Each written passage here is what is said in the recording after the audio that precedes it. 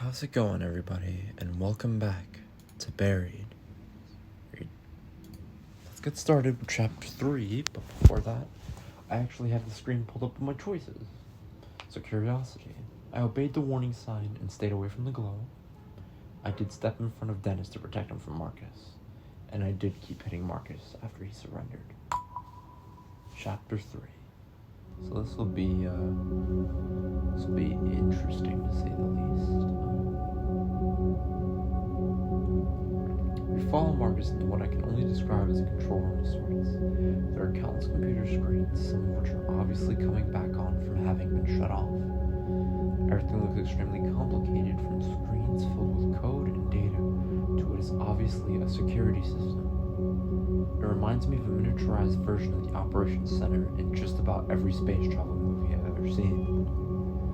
Marcus is running from one screen to another, apparently looking for some pertinent bit of information. Where's the first aid kit? He stops in his tracks as if he had forgotten the whole reason for bringing us down here. Oh yeah. There he hunkers down by an open panel on the wall, what I assume is the emergency vault from where he got the rifle. Computer monitors appear to have the vault, which will be more interesting. Also, should we watch what he gets from the vault? Probably. Alright, let's just vault. Let's go. Peer over his shoulder, the vault is open. It's much larger than it looks from the outside. It's partially filled with plastic file folders marked classified.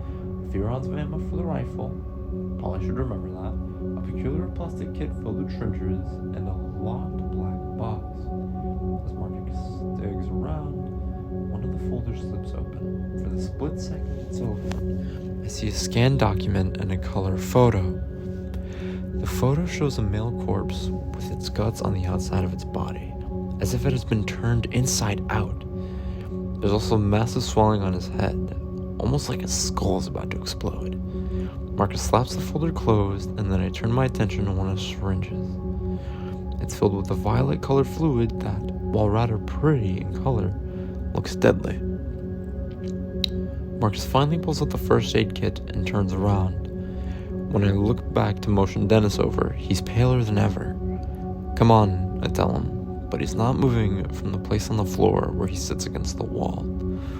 I slide the first aid kit over to him and go scrambling to his side. Between the struggle for the rifle upstairs and arriving in this room, he's faded fast. I struggle to lift his shirt up and then over his shoulders as the dried blood holds it in place. The mere act causes him to grimace. This might hurt a little, I tell Dennis. He only nods. He doesn't seem to care. Gently or rip it off. Just the rip off the band-aid thing. It's just gently. That was an important choice, apparently. You pull the shirt off gently. I lift the shirt off gently and it makes a sucking sound. There's so much blood that the moisture tries to keep the shirt pulled to him. Let's a little moan, but seems relaxed in spite of his injuries. With the shirt fully removed, the extent of his injuries becomes more clear. His wound is more visible now, although it's partially hidden by the blood that has started to clot around it. My medical knowledge is slim. Basically just a bunch of basics I learned in Boy Scouts. I look over to Marcus hopefully and ask, you have any training? 0, he says. Sorry. It's just as well, I guess. He's far too concerned with what's happening on the monitors to be much of a help anyway. I start by taking out several rolls of gauze within the kit and wipe as much of the blood away as I can from the wound on his side. It's even worse than I had figured from the start. The gash is deep and dark. I'm pretty sure it's infected too. He's going to need stitches, that's for sure, but I have no idea how to even start that. Besides, I don't see the tools for it in the kit. When I splash rubbing alcohol over the wound, he responds with a hoarse yelp of surprise, but nothing more. His eyes are locked on me, and he looks appreciative, but also scared. Be honest, Dennis, says hopefully. How bad does it look? You think I'll live? It looks really bad. You'll be fine, no problem. Well, I don't think, I think you'll be fine, but it's an infection, right? It's from a wound it's very treatable. It's just that we don't have the stuff for it. As long as it gets treated within, soon, within the next day or so, I assume that he'll be fine. I just hope that that's a correct assessment. That would be pretty bad if that wasn't the case, but I don't like this phrasing. I think he'll be fine, but not no problem. It's obviously not going to be fun. He's infected, but okay. I do want to reassure him, though. He chose to come for Dennis. Good to know, because I sure don't feel like that. You've been through hell. I think it feels worse than it actually looks. Thanks, that's relief. I won't lie, you're gonna have a scar. He chuckles a bit, but there's no humor in it. He rests his head against the wall and closes his eyes as I finish up. I place one layer of gauze against the wound and bind it with medical tape. I then reinforce it with a second layer. I know it's meager, but it's all I can do. Thanks, Roger, he says, actually managing to force out a smile. I feel a lot better. I think I'll be fine. I'm not so sure about that, but I'm glad I was able to encourage him. I look back to Marcus and he's looking at us, deep in thought. Are these first aid kits all you have in this facility? I ask him. If there's something better, I don't know about it, he says. I notice then that his defensive posture is no longer there. Something is different now, just a slight change to his demeanor. He's seen something on those monitors that has him frightened, more than he already was before. What is it? What's wrong? His eyes travel around the room and it's obvious that he's trying to decide whether or not to tell me the truth. Come on, spit it out. Get out, look at the monitors. Spit it out. Just what in the hell is going on here? I ask. Not even really sure I want to know the answer. His defiant gaze tells me that he's not going to be any help, so I decide to look around for myself. In a few moments, I see a few things that even I can comprehend, hidden in the complex information on most of the screens. On one screen, I see what looks like a power meter that is slowly climbing upwards. A single message flashing beneath it. Unexpected power failure, Foreign entity. Another message trickling along the bottom of a black screen says safety locks on level 3 containment doors engaged. Override? I see still scenes on a few of the screens that I assume are security cameras showing hallways and passages from elsewhere in the facility. One of them shows the first level hallway we were on just minutes ago.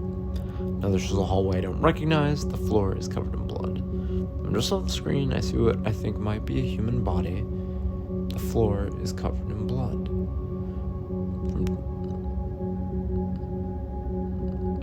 Wait, what? Another shows a hallway. I said that completely wrong, didn't I? I don't know.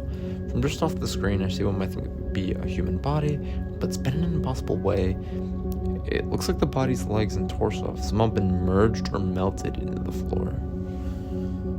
I doubt he has any clue what happened to the person, so I'm not going to bother asking him. What's wrong with the systems?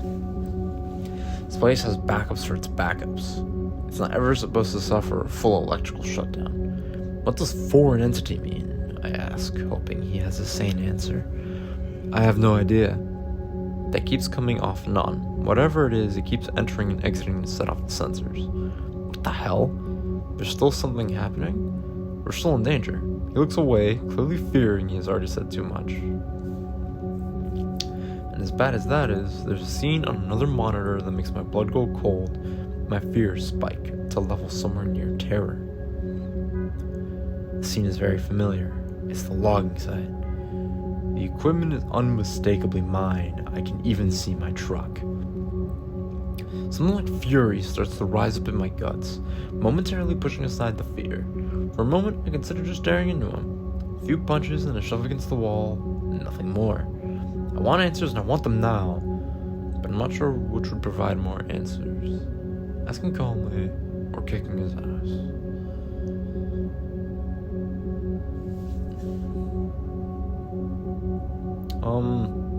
Well, I mean, the fact that he didn't answer what was on his mind a second ago, I doubt questioning him calmly would even do much. It's like, what's the point? And yeah, I don't like this guy anyway, so. Figure since he's just an IT guy, I can probably intimidate him. Grab him by the collar of his shirt and point to the screen. Why have you been spying on my crew?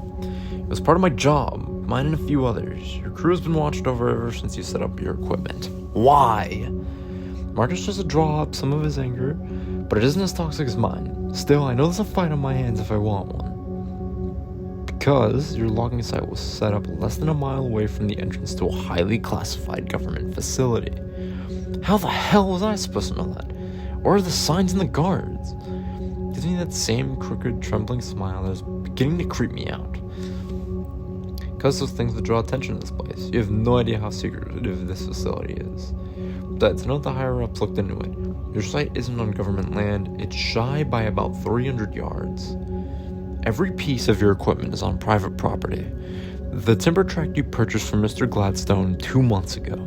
So even if we wanted to intervene and keep your crew away, we couldn't have without storing up a fuss.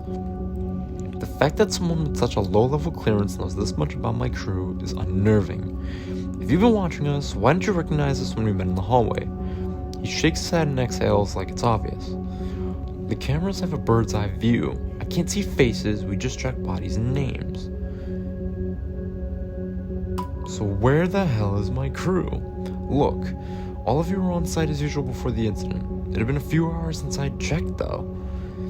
I can tell he's starting to get rattled by this interrogation. Good. But he continues with his eyes fixed on the keyboard. They might have come near the facility or maybe not. I don't know. I'd tell you if I did, okay? Well, are they inside the facility? You have cameras everywhere, right? Look for them. He puts his hands up defensively. I'm looking all over and I haven't seen your crew. But the lower levels don't have any cameras. They're classified. I'm not sure how they would have gotten there, but it's a possibility. I'm still shocked that we were being watched. Do they know everything about us? I'm telling you, the depth of influence in this facility goes deep. There are 36 employees down here. Outside of those employees, only 5 other people know this place exists. What the hell goes on here? He even paused to consider if he should go any further. He actually laughs when he gives me the answer. Honestly, don't know everything. Probably very little. But what I do know is that it's more than Black Ops. What does that mean? There are scientists here who have been disowned by their own governments because of the nature of their work. Do you get it now? I don't. Not at all. But I don't want him to know about that. He said there are 36 employees. Where are they now? He shakes his head. As far as I know, everyone else is gone. Gone where? He points to the screen that still informs us of the unexpected power failure. He cringes. If this power failure was not corrected in time, there's no telling. But they're in the facility somewhere, right? Hoping someone will be able to help Dennis better than I can. I just don't know. They could be anywhere. Look, oh God. I look over to him and he's pale as a ghost. He stood up and his eyes are locked on the monitor closest to him. What? He simply points to the monitor and looks away. I look to the monitor and I see the logging site. More specifically, I see the overturned dozer and the legs sticking out from under it, wearing work boots. Right where I left him. Tony. The fact of his death seems abstract almost. Like it happened in some other world or a very long time ago. I know that you already told me he was gone, but it's different actually seeing him. My God. Suddenly something blazes by the open door outside.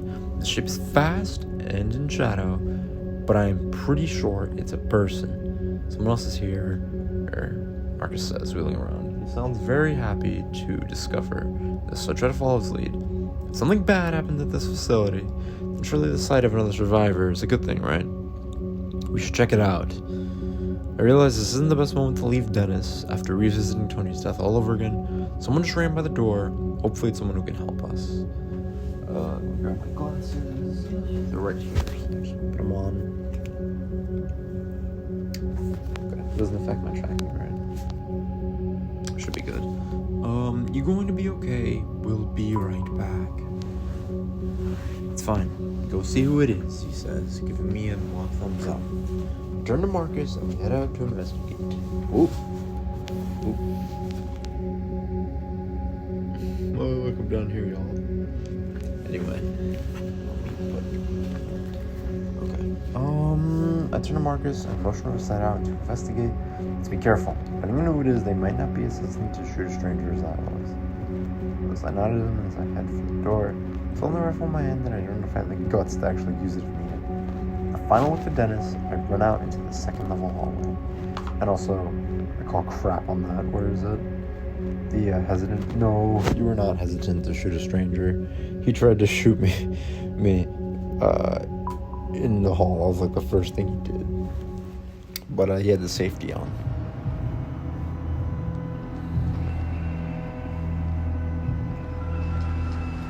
Marcus follows. There's fear in his eyes, but also the slightest glimmer of hope.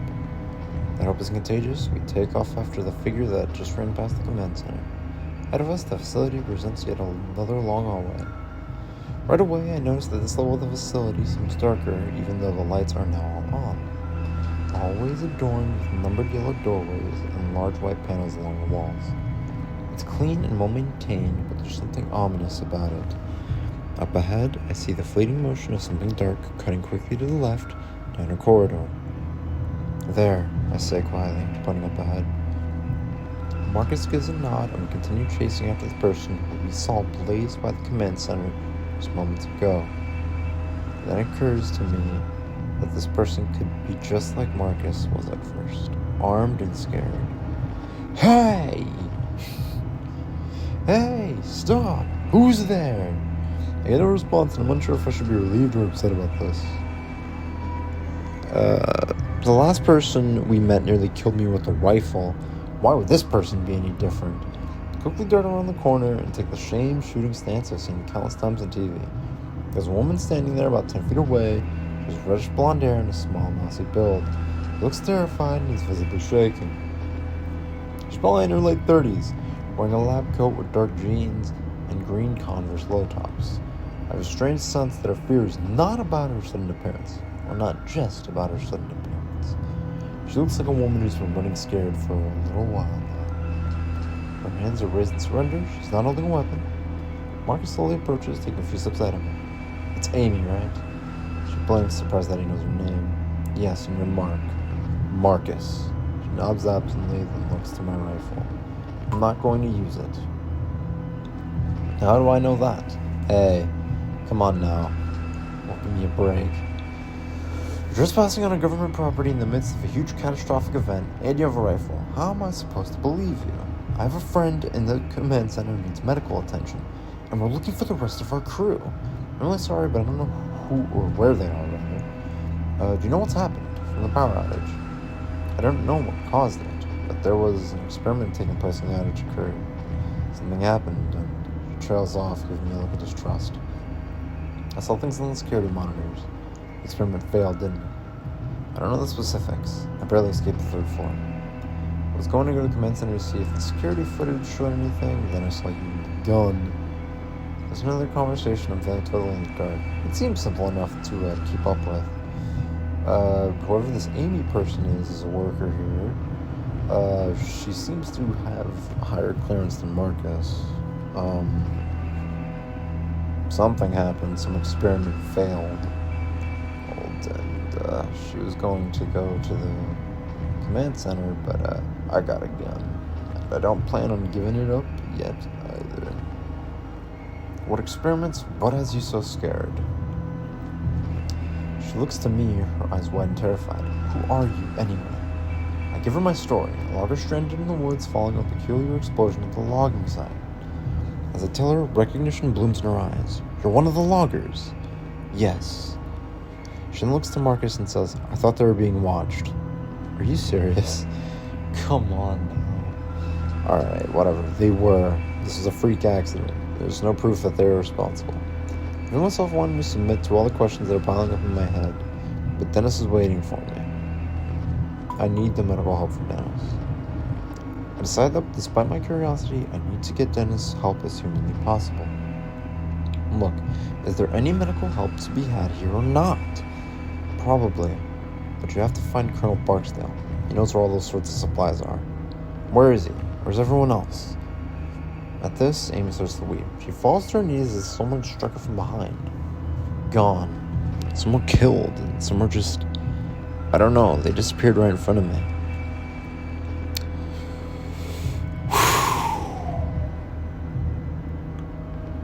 What the hell is going on here?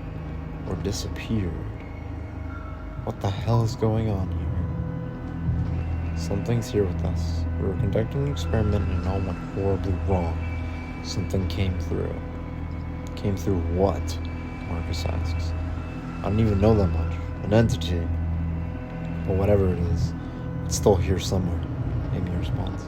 How could you not know? Don't you have full security access? No.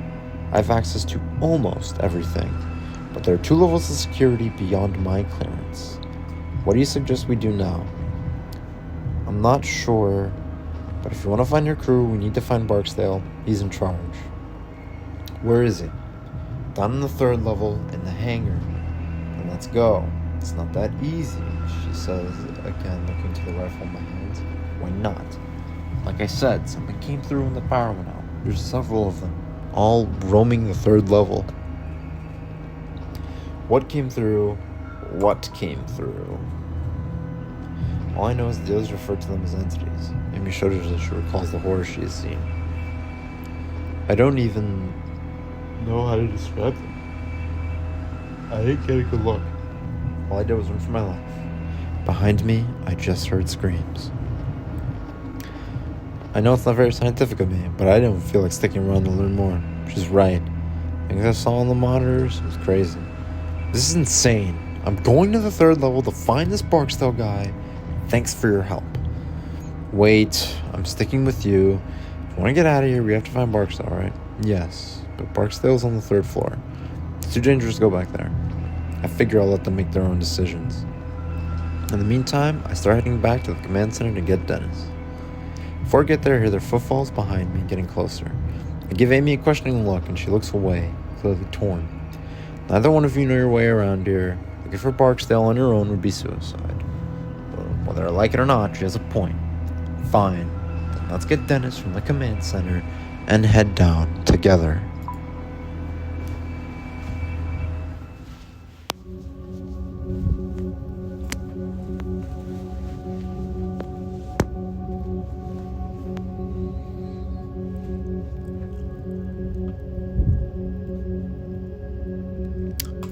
We enter the command center, and I'm happy to see that Dennis has regained some of his color. We're gonna get you some help, and then we're gonna find our crew and get the hell out of here. More help would be great, but the way you took an hour to get my shirt off earlier, I'm not letting you touch me again. Wait, maybe one of us should stay with him. I'll be okay. He stands to his feet with a grunt. You don't know what's out there. I saw them. I saw what they can do. The facility's not safe. Are there any of them on this floor? I doubt it. Probably would have met them already. What can they do? Never mind. Come on, we just need to be careful.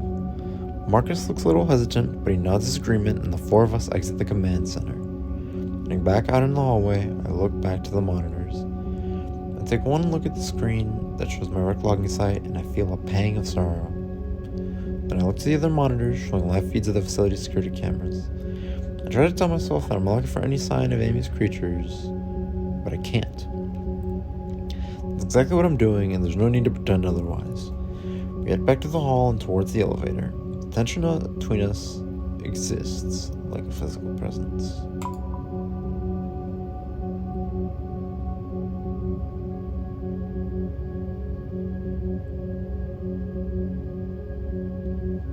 We step inside the elevator, and those pristine doors close.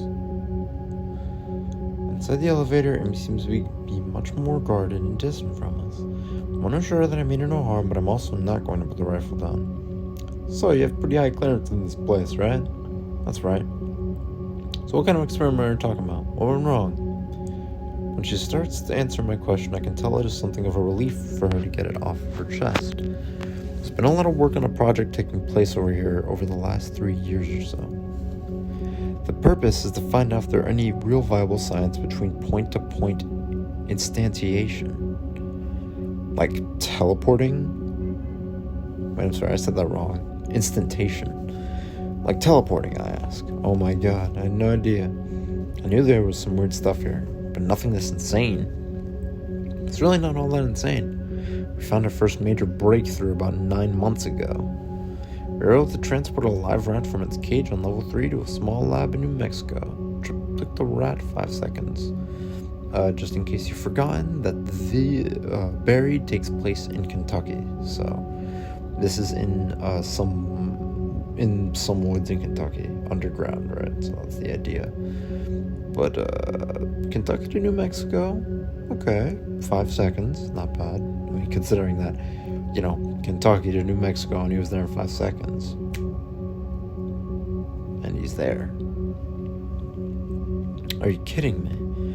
I can tell that he wants to sound as if he's mocking the idea, but he fails. He's scared. Not at all. The problem was that when the rat arrived, its retinas were detached and its intestines were on the... What the hell happened to it?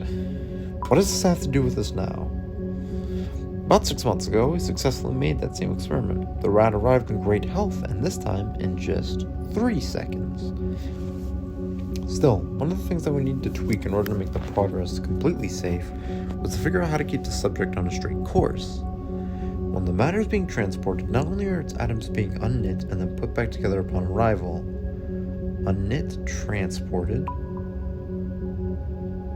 yes, deconstructed and translated through space. It's the only way we know how to do it right now. But the issue, as I said, comes in the deconstructed subject on a straight course to its destination. When the process occurs, we are deforming space-time. We're creating a shortcut through space, and that has risks. Why exactly?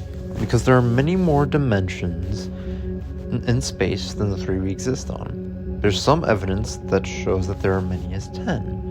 So when you send the rat to New Mexico, it's traveling through another dimension to get there? Basically. And because of that, we are trying to get a better understanding of what these other dimensions are capable of. Things that a great deal of the population would be scared of if they knew what we were doing. Hence all the privacy. Then today, the power went out right as we were in the middle of an experiment. Something happened. What? I don't know. She's speaking with the authority of someone who knows what she's talking about. Is that why those creatures are here? Have you seen any of these dimensions? Is that why those creatures are here? That's my assumption. I wasn't present for the experiment. I'm not cleared for such things, but I do get the reports. What reports? I'm given access to the results of the tests. In other words, you guys have been peeking in other dimensions and taking notes on what you see. I can't believe I wasted my life for this. He remembers himself. It looks like he's starting to freak out. Amy is quiet. Her expression indicates that she's waiting to see how I react to all this. You were impressed by Amy's work. So this is like interdimensional stuff. In a way. Marks, on the other hand, is incredulous. I don't want anything to do with this. All this time I've been working for... That's cruelly, and the sound of it makes my blood go cold for a moment. To a single level beneath my feet, you assholes have been tearing apart space and time. When the elevator doors open, I can't get out fast enough. The tension is getting way too thick for my liking. Outside the elevator, we step into what appears to be a massive industrial area. Carnage waiting for us is unlike anything I'd seen in the upper levels.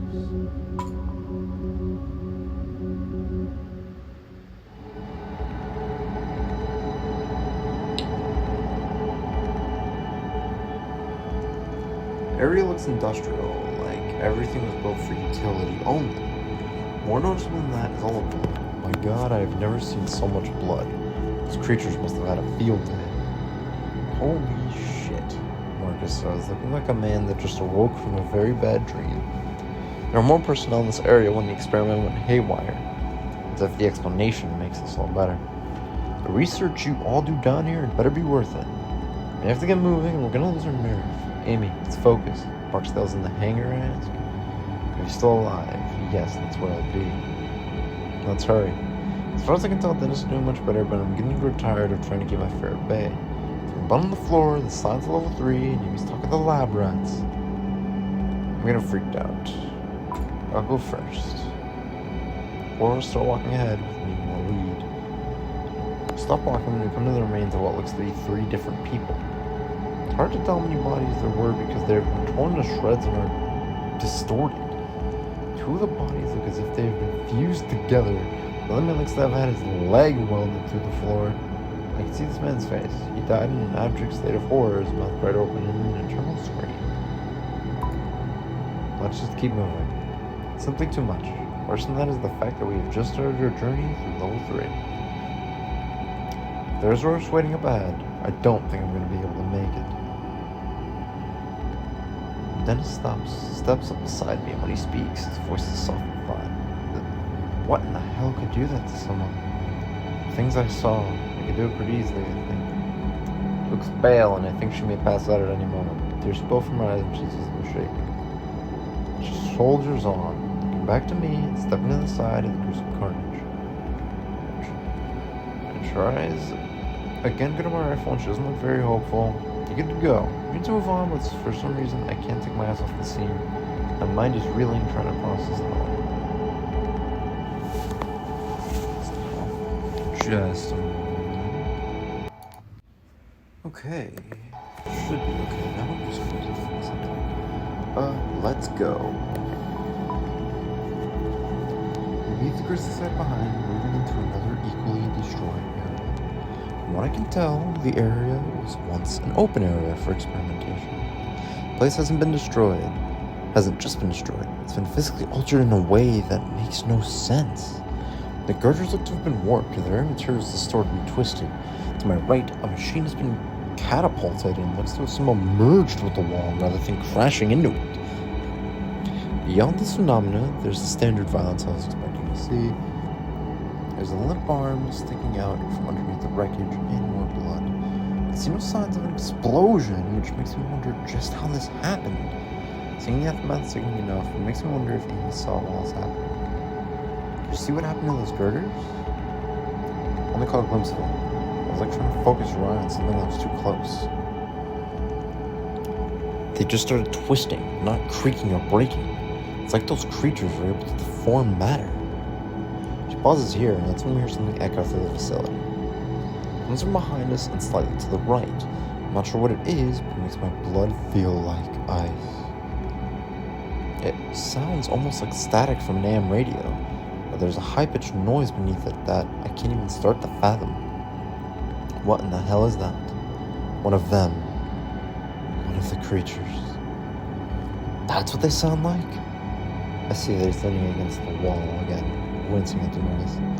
Suddenly realize that I have a death grip on the rifle, ready to shoot the next thing I see. Anything between us and them? Not really. None of the hallways are blocked off by secure doors. Everyone seems to take this as the cue to start moving again. Make our way around the office wreckage, now with new purpose in our step. We barely make it to the other side of the room, entering a dark hallway, when another high-pitched noise sounds out. This one is louder, closer. We all share a terrified look, and I can tell Amy is on the verge of losing it. We grip the rifle tightly as we head towards the hallway in front of us. How much further to the hangar? Close. It's just at the end of this hallway. Then he speaks up, his voice like ice. Why don't we just haul ass then, huh? No one says anything after that. I can feel the presence of terror around us, pressing in like some new violent gravity. Let me just make sure I'm in a decent position. Let me reset. There we go. I don't know why I was doing that. I was doing a weird thing with,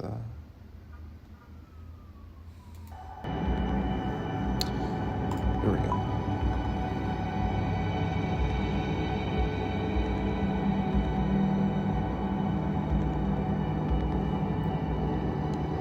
The small utility hallway is well lit. It looks as if it was designed to only be used by select maintenance workers. What goes on in this area? I'm looking at Marcus as I say the question, but he only shrugs in response. She might know.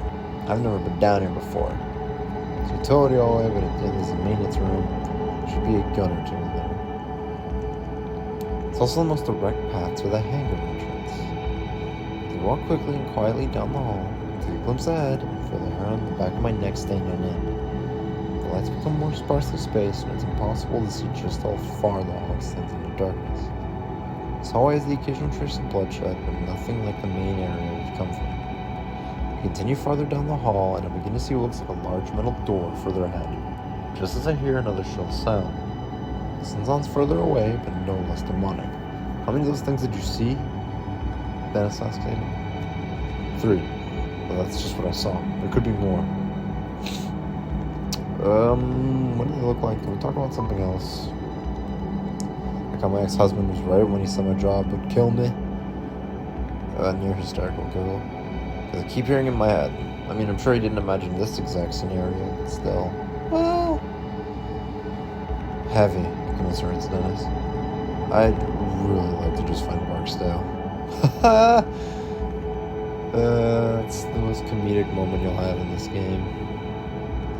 You have to walk forward, hoping to break them out of their discussion. As you make your way down your doors, another high-pitched noise rings out. Angry or not, you have to do something to slow those things down. No, there's no time. You need to distance yourself and get to the hangar fast. Northern deep in thought. There's an old hydraulic door through the wall right here. It's been used for years ago. Together, we might be able to pull it close behind us to keep those things back. Those old hydraulic doors weigh a ton. There's no way it'll work. Roger, what do you think? I have a hard time getting noticed that these doors are locked. Look, we need to get to the hangar now. Let's stop and close the doors first. Let's keep moving to the hangar. I mean, I don't know. I really do think it's a good idea, and if nothing else, it's not like the game will make. Well, we're probably gonna have to commit to it, right? But I feel like we should try and close these doors. Decide to try and close the doors. Damn it, we don't have time for this. Amy ignores him, starts filming around the hallway for a groove. Dennis and I start looking as well. A minute passes, and I see a small metal frame that runs from the floor to the ceiling. Is that it? I ask. Yes. I look to the floor and see an old metal track that runs along the frame. Let's move it. Amy, Dennis, and I start pulling as hard as we can. But it barely budges an inch. Behind us, that static noise rings out again. My heart seems to stutter, and Marcus lets out a little whine. Running out of time, we need to go. Those things are getting closer every second. Help us. It won't make a difference. Shut up and help us, and then we'll find out. Reluctantly, he walks over and grasps the door. We all groan as we strain to pull. It starts inching slowly, and then begins moving steadily. Once we get it started, it slides easily. As we near the end, or as we near the wall, closing off the hallway behind us, I think I can see the merest glimpse of an odd illuminated shape in the darkness. It's cut off by the slight thump, with the hydraulic door being pushed against the frame of the opposite wall. Amy turns the lock into place. Great, now let's haul ass. We all turn and get moving again, still feeling unsure about our prospects. The fact that yelling another shrill noise sounds out elsewhere in the facility is not calming.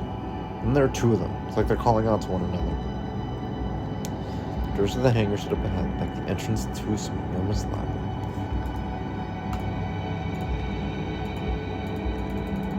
Hello. I can't continue. What is happening? What is going on? Okay. Let me see if this will change it. I can't continue. Okay. Give me a second while I can't continue. Okay, give me a second. I don't know. Did I break the game? Man, 1 second. I'm gonna restart the game. What the hell?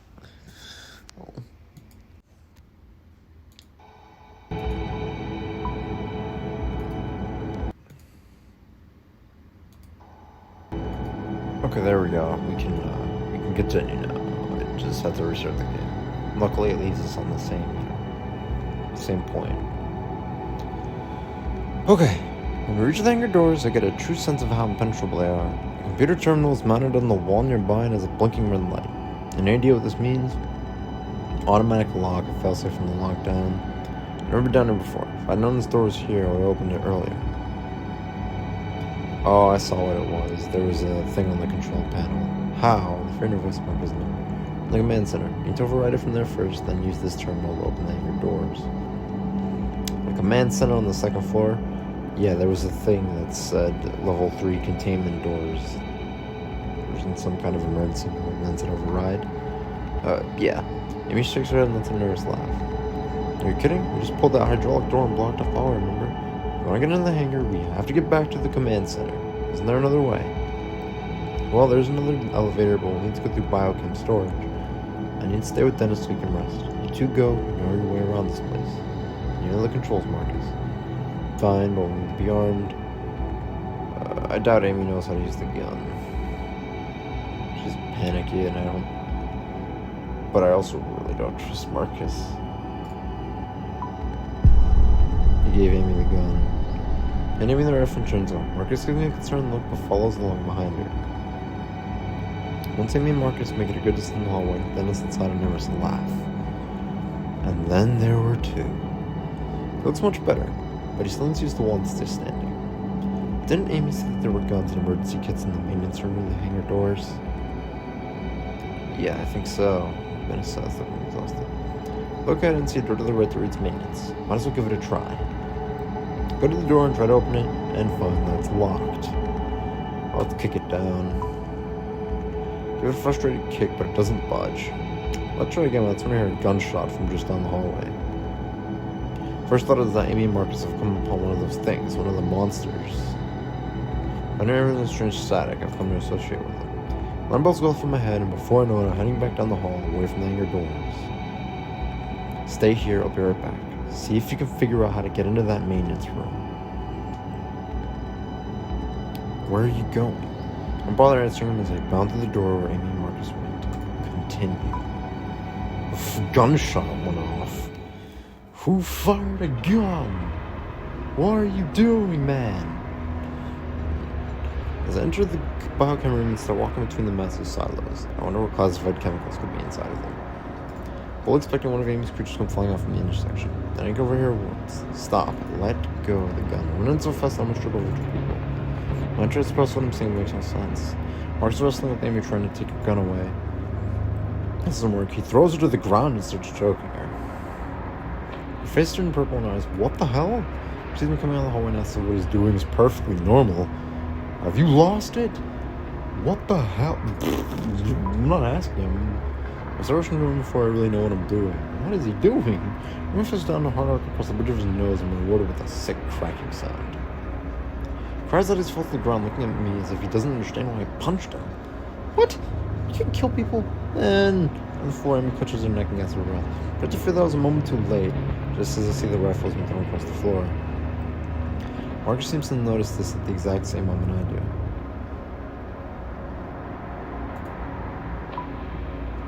Book of the rifle takes a single stumbling step toward it while I'm bleeding a bit from my punch. Therefore, when I hit the floor, it feels like I'm a baseball player trying to steal third. My hands both falling up when I yank it away and manages to kick me, knocking the rifle to the floor again. The kick catches me squarely in my ribs, knocking the breath out of me. What the hell are you doing? By killing her, I'm saving us. All of us. All of this was her fault. I sense that he truly believes this, but if that's the case, why not just attack her when we're all together? It's simple. We might have stopped him. He wanted to kill her in private. And then what? Would he have done the same to Dennis and me? Seems fitting, really. When we first came upon Marcus, he yelled a gun at us. Once relieved to see another human being that I underestimated just how unhinged he was. Marcus and I both dive the rifle, falling on the floor and start wrestling for possession. But I'm not confident I'll come away with it. What? As I struggle, he starts inching the muzzle of the gun towards my face, a position I do not want to be in. I start pushing back hard. But if things accidentally fires, I'm not sure where I'd prefer the bullet to go. Especially in this room full of chemical tanks.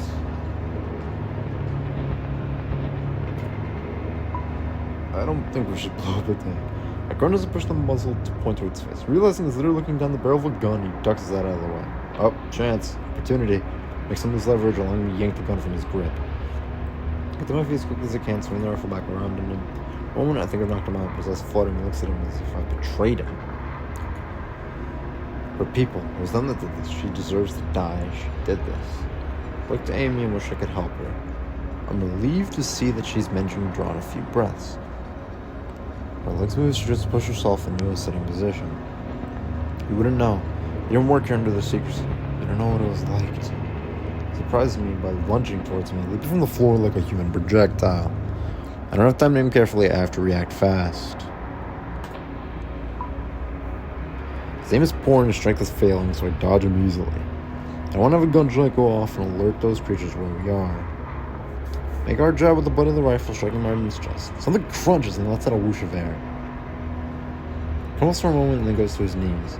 He roars in pain on the floor. Only after a few moments I realize that they're not purely screams of pain. The master is calling for them, calling for those creatures to come for us. This place is evil along with everyone involved. If you're taking your side, then you deserve to die too. You want to stop me? You better do it now, you coward. You coward! The rage in his eyes and aim as well as towards me for stopping me makes me think that he'll deliver on his threat. Reserveful again, every urge in my body wanting to make sure he doesn't come back to bite us. But I am not a violent man. I could easily not kill him and just leave him behind. Okay. Big choice time, big choice time, big choice time. I don't like that he called me a coward. He's been uncooperative the whole time. He tried to kill him. We really don't trust this guy. I don't want this guy to come back for us. And yes, I understand. And also, it's like, what we're doing is we're committing somebody to kill another person. And I don't like that, but I don't like the idea of what he's done so far, and he's already doing enough as is. So, I'm sorry, Roger, I don't care about Marcus. He needs to go. I decided to kill Marcus. And for a second, so it squeezed the trigger, but I can't complete the motion while I'm looking at him. Close my eyes tight and squeeze the trigger. The muzzle bursts and I hear Marcus crumple to the floor. It's not for another 10 seconds or so that I realize that I'm standing still, frozen with my eyes closed and my teeth clenched. I try to avoid looking at Marcus' body, instead they don't. Are you okay? I asked. Have to go. Be here any minute, too much noise. I have to hold her arm so she can get to her feet. I start forward and then I think of Dennis. We should go back to the hangar doors. I can't just leave Dennis there. There's no time. You need to come with me to the command center now. We'll be back for him soon. So Marcus their body for a moment trying to comprehend the fact that my hands caused me to die. There's a turning point in my life that I'll never recover. Yeah, there it is. See? Okay, I am pretty sorry about that. I will admit that it's not a good idea. It's not the good choice, but it was a practical one.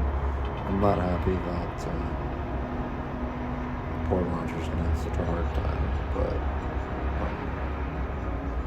I think I really don't. I don't know. There's no time to wait now. As I look at him, another hyperstatic noise rings out from elsewhere. It's louder, more ferocious. It takes off, presumably towards the elevator she mentioned moments ago. As we move out, I look back once more. Mark's body motionless. I start running after the first few strides, another noise rings out. Mechanical, but at the same time also reminds me of recordings I've heard of whale songs. A sound of metallic creaking and crashing echoes through the door I came in through. The virtual hydraulic door we pulled. As long as it was louder and it's clear struggling with it, which is good, we have a bit more time. Speed my step to follow Amy as she leads the way to the elevator. She's panting furiously but pushes on. I can hear something rattling in her breath, likely the result of Marcus' attack. Yes. This makes me imagine how his cold, uncaring eyes must have looked, staring down at her as he tried to deliver an attack. How she's still forging on is beyond me. I'm sorry about Marcus. It's not your fault. At least you handed me the gun. I just hope we can find a way to start this mess. It'll be fine. I'm not so sure. Not so sure I can blame her. I just want to say something encouraging, I guess. We finally come to the elevator at the end of a wall of silence. The elevator doors slide open slowly, no one there's something behind us. A strangled sort of whistles. We step inside and return to face the balcony. Thankfully, we've been given a few moments to spare. The elevator doors remain open for 3 seconds before they start to slide closed again. In those 3 seconds, I see a large light floating towards us. Phosphorescent light, white glow, outlines an impossible shape. Behind it, I see another shape that's also entered the biochem and another. The third one breaks away from the other two, taking a quick right, and moves with eerie speed. They're heading in the direction of Marcus' body. Honestly, the thought of him feasting on his corpse doesn't bother me in the slightest. He was pressing the button to close the elevator doors over and over, and stay before it feels like an eternity. I curse whoever designed these damn doors. We don't know if this will work. Let me set ourselves up against the elevator, trying to avoid being seen. I can't help peeking around the corner. The doors that are ready to fire, and that's when I see them in a clear light for the first time. I can see the features, their shape and their colors, and my mind can't quite process it all. Nothing about them makes any sense. I try to see a squid, but that's not what these things are. They're gray and white and seem to be nothing more than a square in the light. Their appendages are neither legs nor tentacles, but somewhere in between. You can walk on these appendages with them to glide. And let go of some jerk every few feet or so. But I'm pretty sure this jerk effect is not a result of them moving, but my mind's inability to understand how they're moving exactly. Also more their appearance that makes a mockery of reality. Light around them seems to bend inward as if the space within them has to reshape itself for their existence. A peculiar effect on the air makes the movement seem like something moving underwater, only faster. Screeching in distance, I rush toward the elevator. They'll be inside it in another few seconds. The door's closing. I jerk the rifle and some of the ammo is diminishing. I start saving my shots. I'm going to have to be choosy.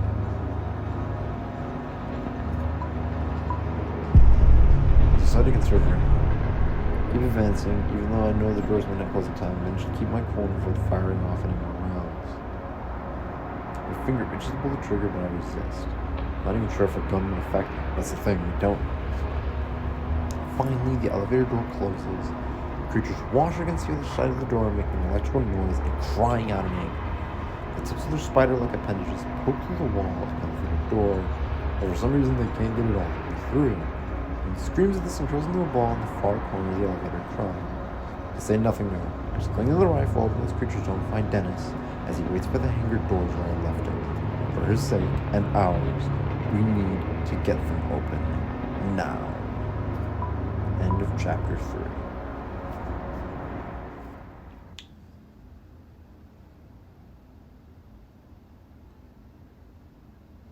The blunt truth. I told Dennis he'd probably be fine. Slow them down. I sided with Amy on pulling the hydraulic door. Who to trust? I gave the gun to Amy. 69. Nice. Murder or mercy? I killed Marcus. An hour later. I conserved my bullets for later instead of shooting the creatures. Chapter 4. So, there's only 2 more chapters. Chapters 4 and chapters 5. It'll be interesting. I was considering doing chapter 4 in this video as well, but it's actually about to be an hour-long video, and that's gonna take quite a long time to upload. So, stay smart, stay safe, everybody. It's almost Christmas time. And I guess I'll be uploading the last episode of this on Christmas Eve, right? We're uploading this today. Upload chapter 4 tomorrow. Tomorrow on Sunday. Huh. That's pretty cool. Whatever the case, stay smart, stay safe, everyone. And be sure to stay cozy. It's been a pretty long year, but we're almost there. Bye, everyone.